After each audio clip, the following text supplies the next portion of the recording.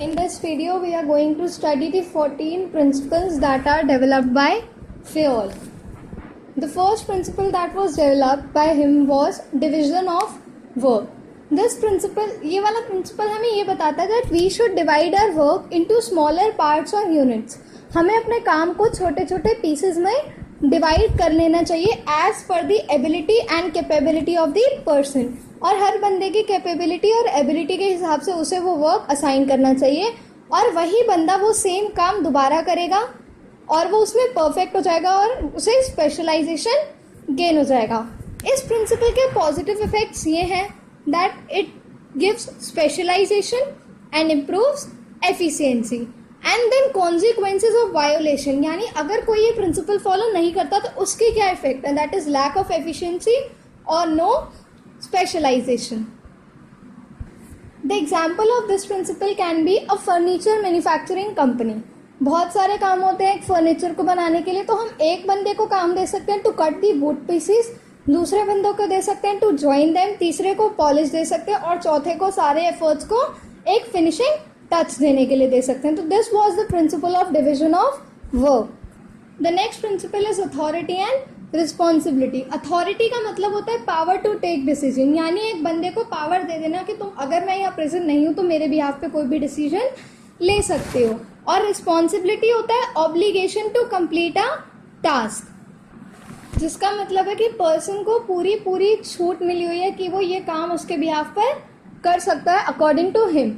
Fayol ये कहता है कि there must be a parity यानी balance between authority and responsibility, क्योंकि अगर अथॉरिटी ज़्यादा हो गई रिस्पॉन्सिबिलिटी से तो इससे नेगेटिव रिजल्ट्स आएंगे कंपनी को, और अगर रिस्पॉन्सिबिलिटी ज़्यादा हो गई अथॉरिटी से तो एक बंदा अपने जॉब को टाइम पे पूरा नहीं कर पाएगा. इस प्रिंसिपल के पॉजिटिव इफेक्ट्स होते हैं नो मिसयूज ऑफ अथॉरिटी, और होता है meeting the completion of task on time. और अगर ये प्रिंसिपल फॉलो नहीं होता तो इसके कॉन्सिक्वेंसेज हैं डिले इन वर्क और misuse of authority. The third principal is discipline. Discipline का मतलब होता है एक सिस्टमैटिक वर्किंग होना ऑर्गेनाइजेशन में, यानी एक फॉर्मल तरीके से सारे रूल्स एंड रेगुलेशंस को फॉलो करते हुए, और अगर कोई बंदा ये रूल्स एंड रेगुलेशंस तोड़ता है तो उन पर penalty, clearly stated penalties charge होती हैं. डिसिप्लिन का मतलब सिर्फ रूल्स एंड रेगुलेशंस फॉलो करना नहीं होता, बट ये भी होता है the developing commitment towards the organisation as well as towards each other. हर बंदे के को एक कमिटमेंट होना चाहिए ऑर्गेनाइजेशन के थ्रू और ऑर्गेनाइजेशन में काम करने वाले हर एम्प्लॉय के थ्रू. इसके पॉजिटिव इफेक्ट्स होते हैं सिस्टमैटिक वर्किंग और इम्प्रूविंग एफिशिएंसी, और इसके कॉन्सिक्वेंसेज होते हैं confusion, chaos, delay in work. The next principle is unity of command. इस प्रिंसिपल का मतलब होता है that there should be only one boss and one subordinate, यानी एक एम्प्लॉय को कोई भी इंस्ट्रक्शन सिर्फ एक बॉस से मिलने चाहिए, ना कि मल्टीपल बॉसेस से, ताकि कोई भी केओस और कंफ्यूजन, ईगो क्लैशेस ना हो. फॉर एग्जाम्पल, अगर एक बॉस है मिस्टर एक्स, उसने बोला है उसे कि वो गुड एक्स बनाए, बट जो सेल्स मैनेजर है वो उससे आके कहता है नहीं तुम गुड वाई बनाओ, तो वो इन दोनों में कंफ्यूज हो जाएगा कि वो क्या करे, और इसी सोच में वो कुछ भी नहीं कर पाएगा और ना ही कंपनी का गोल अचीव हो पाएगा. तो to avoid chaos and confusions, order and instruction should be only given by one boss. इसके पॉजिटिव इफेक्ट्स हो सकते हैं no confusion, no ego clashes, completion of work, और इसके कॉन्सिक्वेंसेज अगर ये लॉ अप्लाई नहीं किया गया तो हो सकते हैं ego clashes, difficulty in completing the task और maintaining discipline. The next principle is unity of direction. Unity of direction का मतलब होता है वन हेड वन प्लान. इस प्रिंसिपल का ये मतलब होता है कि हर एक एम्प्लॉय और हर एक डिपार्टमेंट के जो भी हमारे एफर्ट्स हैं उन्हें हमें सिर्फ एक ऑब्जेक्टिव की तरफ डायरेक्ट करना चाहिए, ना कि अलग अलग डिपार्टमेंट के अपने अपने ऑब्जेक्टिव होने चाहिए, बल्कि सारे डिपार्टमेंट्स के एफर्ट्स ऑर्गेनाइजेशनल गोल को अचीव करने के लिए लगानी चाहिए. इस प्रिंसिपल के पॉजिटिव इफेक्ट्स होते हैं अचीवमेंट ऑफ ऑर्गेनाइजेशनल गोल या efforts united towards one direction, और इसके कॉन्सिक्वेंसेज हो सकते हैं lack of coordination, wastage of efforts and resources. Next principle is subordination of individual interest यानी जनरल इंटरेस्ट. इसका मतलब ये होता है कि इंडिविजुअल को अपने अपने इंटरेस्ट को ना सोच के पूरे ऑर्गेनाइजेशनल के इंटरेस्ट के थ्रू फोकस करना चाहिए, क्योंकि अगर वो ऑर्गेनाइजेशनल ऑब्जेक्टिव अचीव करने पे फोकस करेंगे तो उनके इंडिविजुअल ऑब्जेक्टिव्स ऑटोमेटिकली अचीव्ड हो जाएंगे। बट अगर वो अपने ऑब्जेक्टिव्स की तरफ फोकस करेंगे तो ना तो उनके ऑब्जेक्टिव्स अचीव हो पाएंगे और ना ही ऑर्गेनाइजेशन के। उन्हें अपने इंटरेस्ट को ऑर्गेनाइजेशन के लिए सैक्रिफाइस करना चाहिए। इसका एग्जांपल ये हो सकता है कि अगर एक फर्म फाइनेंशियल क्राइसिस से गुजर रही है तो वो अगर लॉस में ही जा रही है पर्टिकुलरली 1 साल से, तो वो जो एम्प्लॉयज़ हैं उनकी सैलरी नहीं दे पा रही, तो एम्प्लॉयज़ को उनके साथ कोप अप करना चाहिए ताकि फर्म बेटर परफॉर्म कर पाए, ना कि अपनी सैलरी मांगनी चाहिए, उसके लिए स्ट्राइक्स एंड ऑल करनी चाहिए। बट हाँ, उन्हें मान लेना चाहिए अगर फर्म उन्हें कह रही है कि वो उनकी सैलरी 2 महीने बाद दे देगी because they are going through financial crisis, तो जो एम्प्लॉयज़ हैं उन्हें भी इस बात से एग्री करके ऑर्गेनाइजेशन को सपोर्ट करना होगा ताकि फर्म अच्छे से ऑब्जेक्टिव अचीव कर पाए। इसके पॉजिटिव इफेक्ट्स हो सकते हैं achievement of organisational goal and coordination between individual and the organization, और इसके कॉन्सिक्वेंसेस हो सकते हैं no achievement of goal and suffering of employees.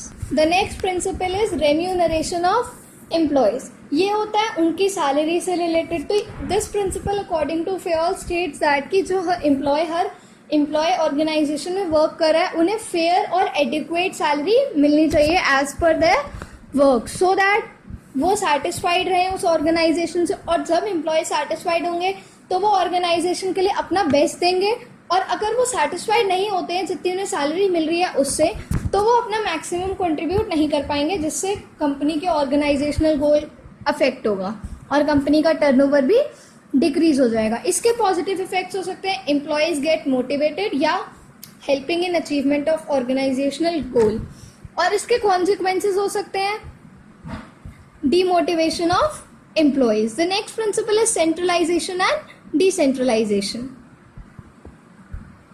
Centralisation का मतलब होता है कि power is only within the hands of top level, यानी जो पावर है डिसीजंस लेने की वो सिर्फ टॉप लेवल के पास है। और डिसेंट्रलाइजेशन का मतलब होता है that power is distributed among all levels, that is top level, middle level as well as lower level.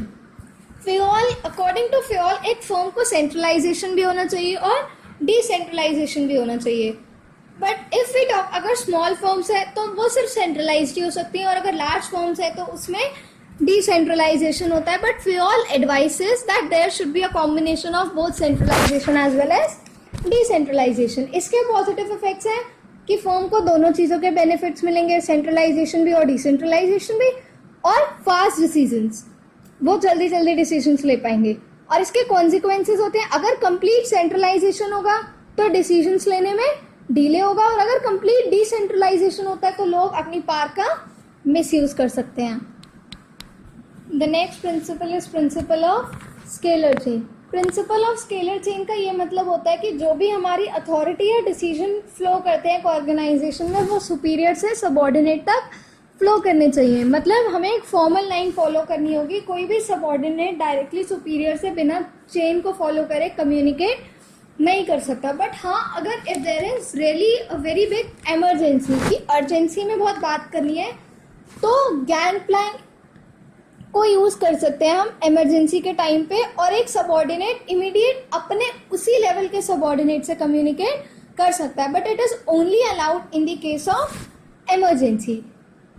Gang plan का मतलब होता है डायरेक्टली कम्युनिकेशन करना between employees at the same level in case of emergency. इस principle के positive effect होते हैं systematic flow of information और नो कम्युनिकेशन गैप, और इसके कॉन्सिक्वेंसेज होते हैं communication gap and no clarity and authority and responsibility relationship, यानी किसी को पता ही नहीं है कौन किससे कम्युनिकेट कर सकता है, कौन उनका इमीडिएट सबऑर्डिनेट है या कौन उनका इमीडिएट सुपीरियर है। The next principle is principle of order. Principle of order का मतलब किसी को कमांड देना या ऑर्डर देना नहीं है, बट इसका मतलब ये होता है that there must be a fixed place of each and everything in the organization, यानी हर चीज़ की एक फिक्स प्लेस होनी चाहिए, चाहे वो टूल्स हो, चाहे वो एम्प्लॉयज़ के कैबिन हो, मैनेजर के कैबिन हो, सब चीज़ की एक फिक्स प्लेस होनी चाहिए ताकि उन्हें सर्च करते वक्त किसी की भी टाइम और एनर्जी वेस्ट ना हो।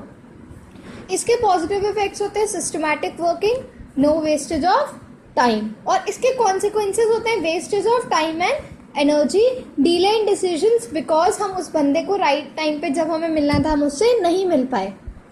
The next principle is principle of equity. इसका मतलब होता है कि हमें हर एम्प्लॉय को इक्वली और फेयर और जस्ट ट्रीटमेंट देना चाहिए. इस प्रिंसिपल का ये मतलब नहीं होता कि हम एक पियोन और एक सुपरवाइजरी को same amount of salary they, but हाँ इसका मतलब ये ज़रूर होता है कि हम एक पियोन या सुपरवाइजर या कोई भी एम्प्लॉय जो ऑर्गेनाइजेशन में काम कर रहा है उनको इक्वली ट्रीट करें. सबके लिए सेम रूल्स एंड रेगुलेशंस होने चाहिए. किसी को कास्ट, क्रीड, कल्चर के बीच में डिफ्रेंशिएट नहीं करना चाहिए. पॉजिटिव इफेक्ट्स इस प्रिंसिपल के हैं कि employees get satisfied and it helps in boosting up their morale यानी मोटिवेशन. कॉन्सिक्वेंसेज होते हैं dissatisfaction among employees and unhealthy relationship between superior and subordinate. क्योंकि अगर कोई दोनों इक्वल एक दूसरे को इक्वली ट्रीट नहीं करेंगे तो उनके बीच का जो रिलेशन होगा वो उनका बॉन्ड अच्छा नहीं होगा. The next principle is stability of tenure of personnel. इस प्रिंसिपल का ये मतलब होता है कि हमें फ्रीक्वेंट ट्रांसफर यानी एक एम्प्लॉय को एक जगह से दूसरी जगह जल्दी से जल्दी ट्रांसफर करना अवॉइड करना चाहिए. क्योंकि जब वो एक ऑर्गेनाइजेशन में काम कर रहा है तो वो उस ऑर्गेनाइजेशन की तरह काम करने की स्किल्स सबको अडेप्ट करेगा और फिर सडनली अगर उसे दूसरी जगह शिफ्ट कर दिया जाएगा तो ये उसके लिए wastage of time and efforts होगा और वो ऑर्गेनाइजेशन से मोटिवेट भी नहीं होगा, सेटिस्फाइड भी नहीं होगा. तो इससे उसको मतलब अपना बेस्ट देने में भी प्रॉब्लम आएगी क्योंकि वो हर जगह सिचुएशन के हिसाब से अडेप्ट करता है. इससे पहले ही उसका दूसरी जगह ट्रांसफर कर दिया जाता है. So frequent transfer should be avoided. इसके पॉजिटिव इफेक्ट्स होते हैं improves the efficiency and no wastage of time and resources. और इसके कॉन्सिक्वेंसेज होते हैं wastage of resources and dissatisfaction among employees.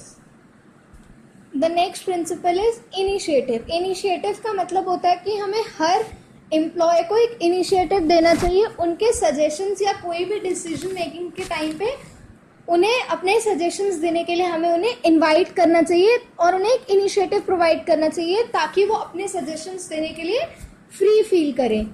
So managers को उनके सजेशंस को प्लान बनाने से पहले वेलकम करना चाहिए because they are also a part of the organization. तो उनके सजेशंस भी मतलब उनके सजेशंस भी एक एम्प्लॉय के लिए इम्पोर्टेंट होने चाहिए. इसके पॉजिटिव इफेक्ट्स होते हैं develop the feeling of belongingness या togetherness among employees and it forces them or they perform their best and feels satisfied. इसके consequences हो सकते हैं the employees will not perform at the best of their abilities या फिर demotivation among employees. The last principle that is given by Fayol is esprit de corps. esprit de corps का मतलब ये होता है कि हमें यूनिटी और टीम वर्क से एक ऑर्गेनाइजेशन में वर्क करना चाहिए और आई की फीलिंग को वी से रिप्लेस करना चाहिए. एम्प्लॉय को पूरी ऑर्गेनाइजेशन को साथ पे लेके चलना चाहिए and they should develop the feeling of brotherhood togetherness. क्योंकि सबका एक साथ का कोऑर्डिनेशन टीम कंट्रीब्यूशन बहुत ज़्यादा बेटर होता है देन इंडिविजुअल कंट्रीब्यूशन और जो गोल है हमारा वो अच्छे से अचीव हो सकता है. इस प्रिंसिपल के पॉजिटिव इफेक्ट्स होते हैं achievement of organisational goal and developing team spirit. और इस प्रिंसिपल के कॉन्सिक्वेंसेज होते हैं the goal may not be achieved or no team spirit. So that's up for this video. If you found it useful, don't forget to like, share and subscribe. This is Twinkle Minda signing out.